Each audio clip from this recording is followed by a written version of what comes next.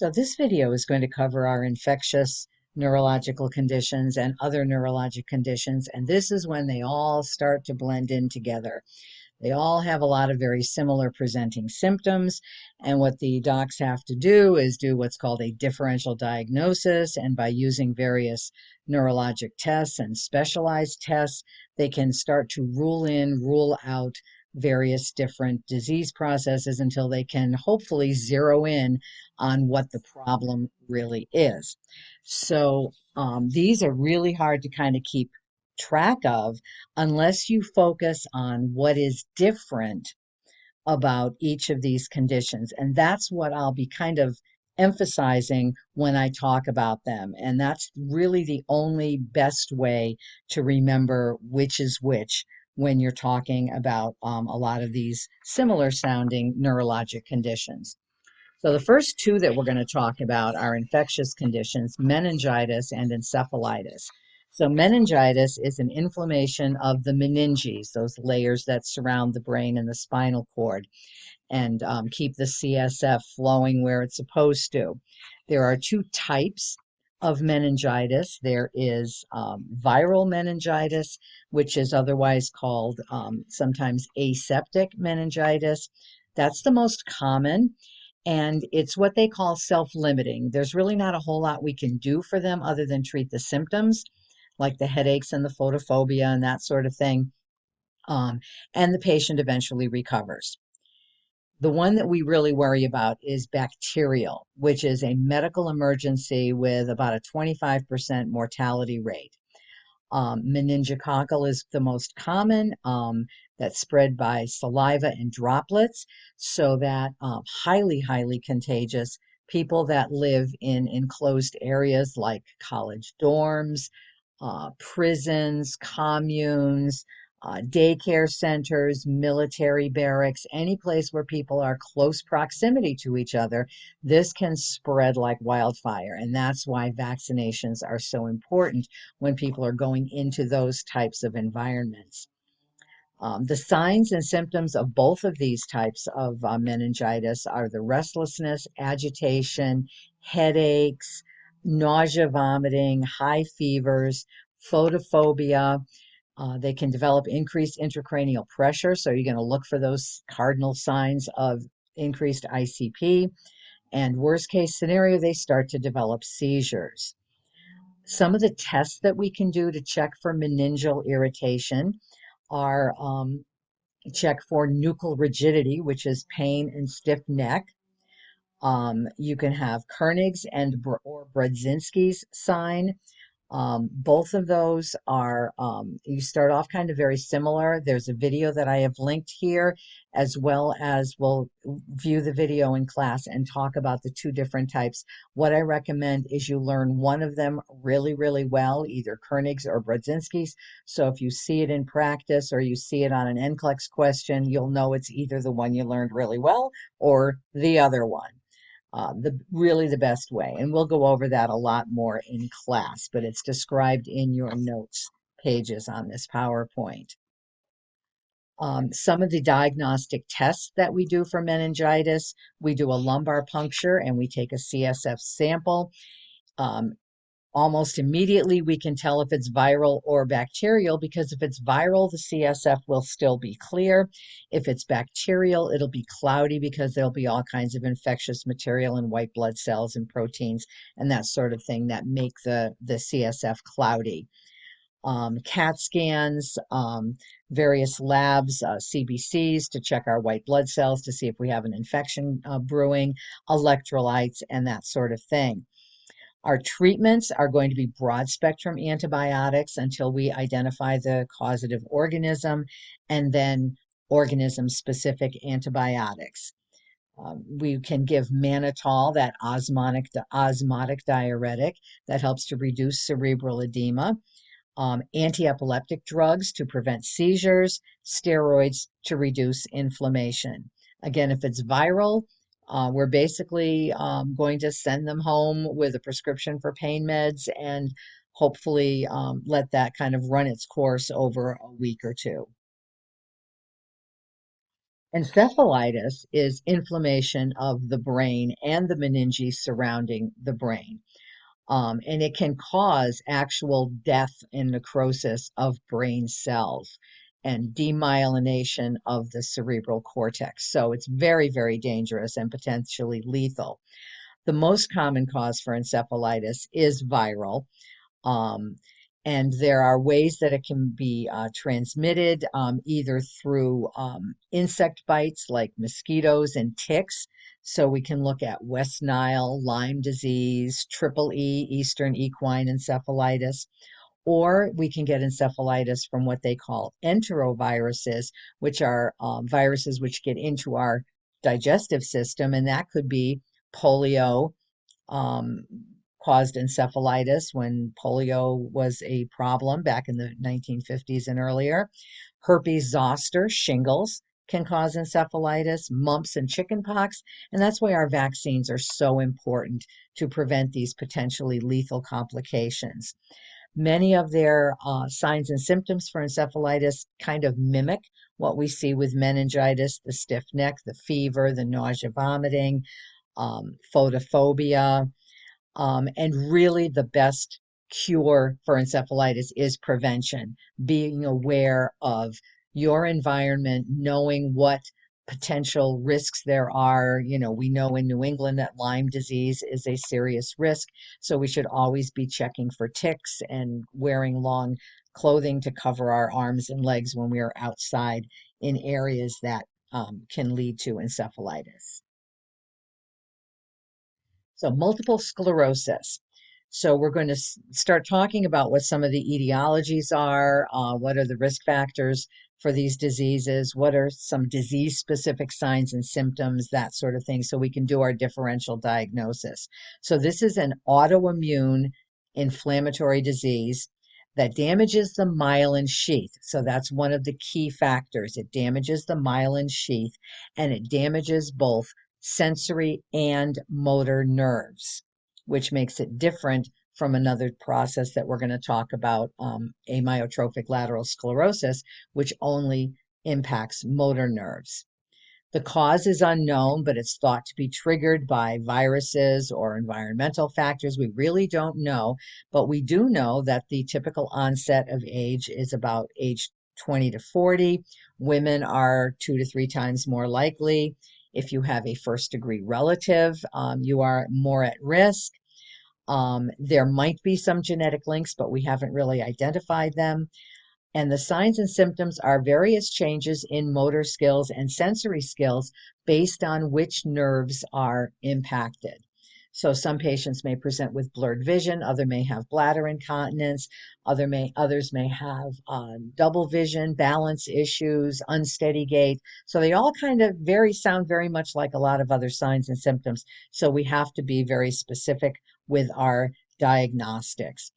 And towards the end, patients may have some issues with cognitive dysfunction, information processing. So, diagnostically, we're going to look at their physical exam. The MRI can tell us if there are sclerotic changes to the myelin sheath, because what the damage to the myelin sheath happens is you get plaques and scars and gaps in the myelin sheath. Now, the myelin sheath helps to conduct those electrical impulses from neuron to neuron. So it's kind of like plugging a frayed wire into the wall, and then you touch that wire and the cord, and the electricity is leaking out, and you get a shock from it. Well, that's very similar to what's kind of happening with somebody with multiple sclerosis. The electrical activity is leaking out because it's not being protected by that myelin sheath. There are 4 different categories of MS, which you're not really going to be tested on in terms of differentiating, but just to understand that the vast majority of your cases are going to start off with what's called relapsing remitting, where there's an exacerbation of symptoms and then a remission with a return to their baseline neurologic function. So they haven't really lost any neurologic function after they've had an exacerbation or a relapse. Unfortunately, about half of those patients develop what's called secondary progressive. And what happens with secondary progressive is that when they have a relapse or exacerbation of their symptoms, and then they go into remission, they don't go back to their prior level of functioning, their baseline. They go back to having lost some of their function. So every time they have an exacerbation, a relapse, and then they go into remission, they have lost more and more of their neurologic function. So this is more of a very deteriorating disease. And that's why when you hear or talk to somebody who has MS, you probably will not know many people that are out there that are have MS because they are probably in that relapsing remitting stage or category. And if you don't see them when they're having an exacerbation or relapse, then they haven't really lost and aren't really exhibiting a lot of neurologic deficits. It's those patients who have gone into that secondary progressive category that you're going to be encountering most frequently in practice, because those are the ones who are going to be requiring a lot of nursing interventions, physical therapy, occupational therapy, and in the end, custodial care. The pharmacology is based on usually interferon types of medications. Because this is an autoimmune disease, we want to counteract that autoimmune inflammatory process that's happening. So there are various drugs that are being trialed. There's new drugs being developed all the time. But what they do is they try to slow down the progress of the disease, decrease the number of relapses, because especially when patients are in that secondary progressive phase, the fewer exacerbations, relapses that they have, the longer they're going to maintain their baseline function and have no further deterioration. There is no cure for it yet, but all of these medications are helping to decrease relapses and slow down the progression. When patients have an acute exacerbation, sometimes we will give them methylprednisolone, steroids, to reduce that inflammation. If patients have, as some of their symptoms, a lot of muscle tremors, then baclofen, dantrolene, diazepam to help to stop a lot of those tremors, which can be very, very uncomfortable. The next condition is myasthenia gravis. This is another autoimmune disease, but instead of attacking the myelin sheath like MS does, this one attacks acetylcholine receptors at the neuromuscular junction. Acetylcholine is a neurotransmitter, and it impacts the amount of the neurotransmitter, the amount of acetylcholine, or the ability of these neuromuscular junction to communicate with each other, the nerves to communicate with the muscles and tell them what to do. We don't know what causes this autoimmune condition. It can be an abnormality of the thymus gland, which is a gland that's located in your mediastinum, not to be confused with your thyroid. And this can be helped with a thymectomy in some cases, if that is the cause, but sometimes we don't really know what precipitates this autoimmune condition. The signs and symptoms are progressive paralysis of various muscle groups. Patients will have ptosis, a drooping eyelid. They will have double vision, weak or incomplete eye closure, a stiffening and mask-like appearance of their muscles, which is why it's called myasthenia gravis. Gravis meaning a Latin word for sad or grave. And patients will have a facial droop or eyelid droop and a very mask-like appearance. They can have problems with swallowing, respiratory problems. And so what we need to do is to determine if this is in fact myasthenia gravis versus many other conditions which sound and look very similar. Our diagnostics, here's a picture of someone with myasthenia gravis. Our diagnostics is a tensilon test, which is the definitive test for MS. It is an anticholinergic drug. And if we administer it IV, within about a minute, the patient will have a rapid improvement in their neuromuscular status. Unfortunately, it metabolizes very quickly, and so within a few more minutes, they will go back to having their muscle weakness and their other problems. But this will tell us that the patient does, in fact, have myasthenia gravis. If we have an adverse reaction to the tensilon, and in that case, it slows down your heart rate, we can give atropine as an antidote for tensilon because atropine increases your heart rate. We can also use an electromyography where it tests the peripheral nerves, and that will help us to, again, isolate the fact that it is myasthenia gravis or other types of peripheral nerve disorders. Here is a video of a tensilon test, and this is a puppy dog.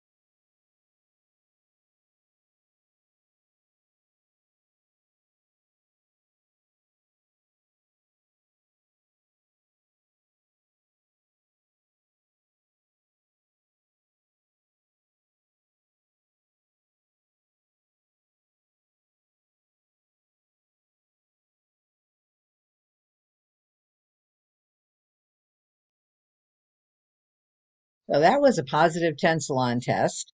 That tells you that that dog has myasthenia gravis because he or she responded to that injection. Of course, there were a few things in that video that really bothered me, like she was giving this without wearing gloves and she recapped the needle, which obviously is not a very smart thing to be doing.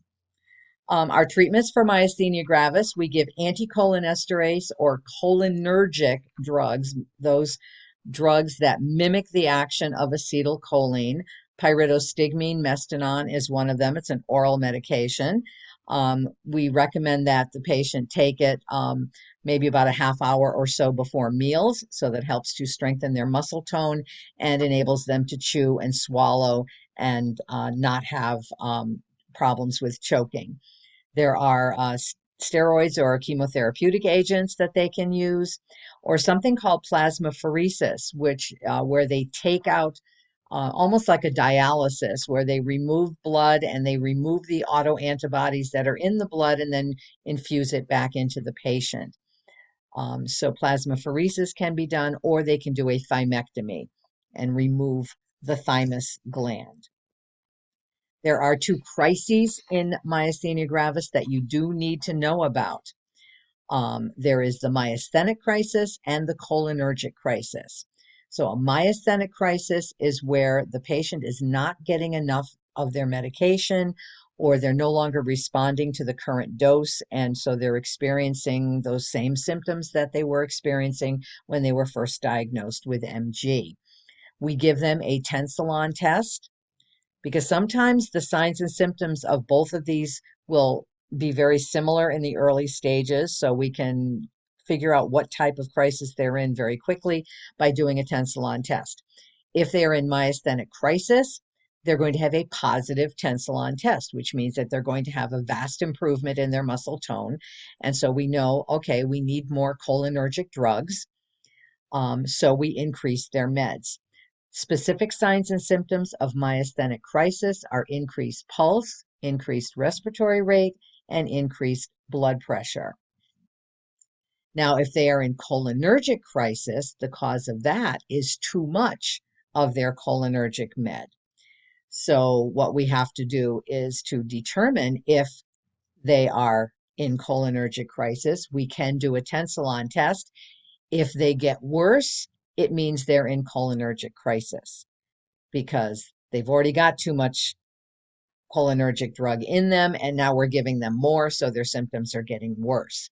So we have to stop their meds, and in some cases, we may have to give them atropine because if there's too much cholinergic drug, they become bradycardic. So they will have their signs and symptoms will be a decreased pulse, decreased blood pressure, and a lot of GI symptoms, nausea, vomiting, diarrhea, cramps, and they will have a lot of secretions, a lot of respiratory secretions. So a lot of suctioning. Many of these patients will have to be put on a ventilator because of the amount of secretions and the fact that they are at risk for aspirating. And so we want to be able to control that. So myasthenic, not enough of the med. They'll have a positive tensilon test to verify that. Their signs and symptoms are increased heart rate, respiratory rate, and blood pressure, and our treatment is to increase their meds. Cholinergic is too much of their cholinergic meds. The tensilon test will make their symptoms worse, not better. Signs and symptoms are decreased pulse, decreased blood pressure, GI distress, and increased respiratory secretions. And our treatment is to stop the meds and give them atropine and possibly even put them on a ventilator.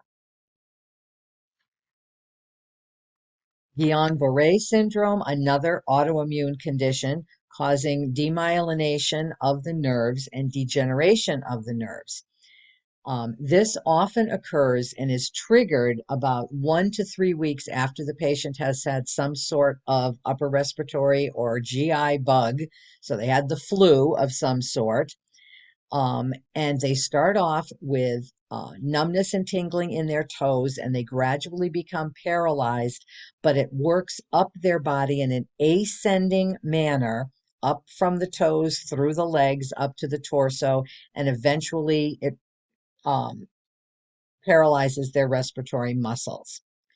So ascending paralysis is the hallmark sign. The history of the upper respiratory or GI bug or flu-like symptoms within the last 2 or 3 weeks that triggered this Guillain-Barre syndrome. They will have an acute phase, and then they will plateau, and then as they respond to treatment, they will recover, and the paralysis will resolve back down their body in the direction that it came. Many times these patients will be on ventilators to maintain their respiratory status. Diagnostically, it's the clinical history, the clinical assessment, elevated protein in their CSF, and an electromyogram. We'll give them steroids, we'll give them IV immunoglobulin, and we can also do plasmapheresis with these patients. Parkinson's. This is neurodegenerative. It is not autoimmune. It is caused by a deficit of dopamine. Dopamine is produced in the part of the brain called the substantia nigra, and there is a malfunctioning and there is a loss of dopamine production. There is a classic signs and symptoms of TRAP, T-R-A-P, tremors, rigidity, akinesis or bradykinesis, which is a slowing down of their movements, and postural instability. Now, let's think of a way to compare these and remember what's going on with Parkinson's and why we have hypotension, postural hypotension. It's a lack of dopamine. And where did we talk about dopamine previously? When we talked about shock. And dopamine is a vasopressor, which causes vasoconstriction and helps to raise the blood pressure. So if we don't have enough dopamine, we're going to drop our blood pressure. So just kind of a way to kind of make some connections here. Patients will have a shuffling gait. Their face is mask-like and kind of frozen fatigued. They'll have problems swallowing sometimes, so there's a potential for aspiration. And at some point, they may have mental status changes. The pharmacology is to replace the dopamine using medications, usually levodopa, which converts to dopamine, and carbidopa, which helps that conversion. So it's a combination drug. We can use deep brain stimulation. That is an electrode that stimulates the substantia nigra to produce more dopamine. Um, and then we need to help patients with their nutrition, their physical therapy, and other potential issues that they might have related to that lack of dopamine. Next is Huntington's disease, which is a neurodegenerative disorder that your book doesn't talk about. Not sure why, because I've had some Huntington's patients in my practice in home care. And this is an autosomal dominant disorder. So if you have the mutated gene, you will get the disease. And if you have the mutated disease gene, you will pass that gene. It's a 50% chance of your children getting that mutated gene. So each child has a 50-50 chance of getting your mutated gene, and then they will get the disease. The onset of the disease is usually in around 35 to 50. So oftentimes patients don't even know that they have Huntington's, that they have the mutated gene until after they've had kids. So they may not know that it's in their family. Other family members may have died before they started exhibiting the signs and symptoms. So what we have to do, there is a genetic test. So if the patient knows that there is Huntington's in their family, they can be tested and then they can decide, hopefully not to have children, because there is that 50-50 chance of passing that gene on to their child. There's a problem with an imbalance between inhibitory and excitatory neurotransmitters, which leads to choreiform movements, which are very jerky, purposeless movements. And they will have psychiatric deterioration. There is no cure, there is no treatment other than treating symptoms. So really preventing it from being passed on to your family members and to your children is of paramount. So as a nurse, we will be doing some genetic counseling to show our patients, you do have a positive test, and these are the implications of that test, and help them make that decision.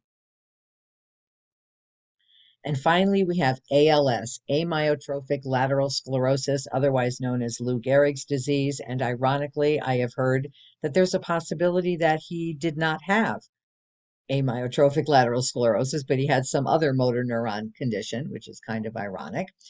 But this is a progressive degenerative disease. It is not autoimmune, and it only impacts the motor nerves. So if they have sensory deterioration, it's probably not ALS. It involves upper and lower motor neurons, and they gradually deteriorate to the point that the patient becomes ventilator dependent, and often their death is caused by complications of the immobility or the ventilator process. There is no cure. The signs and symptoms are very similar to a lot of the other ones that we have talked about, but there are no sensory deficits, and the patient retains their cognitive ability throughout.